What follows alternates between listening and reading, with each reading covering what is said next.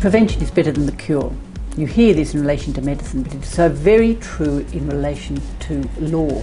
I take a holistic approach to my clients and always advise them that there are 3 things they must have in their preventative law bucket. They are an up-to-date will, an enduring power of attorney, and a binding financial agreement, particularly on a second or third relationship. Our firm drafts our wills very carefully, and we always ask many questions, so that as far as is possible, we can avoid a fight against your estate after your death, or the death of a loved one. We call those fights family law after the grave, and they are particularly harrowing. It is also essential to have an enduring power of attorney.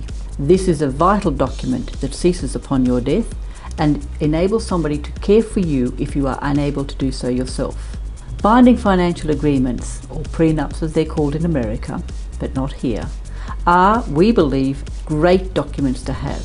While you are in love and you're working on your financial arrangements together as you begin a new relationship, how much more sensible will you be when organising what could happen or should happen if you terminate the relationship? There is much case law at the moment about binding financial agreements, or BFAs, being overturned.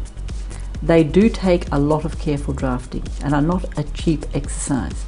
So the 3 things to prevent a later cure that is far more expensive are a will, an enduring power of attorney, and a BFA.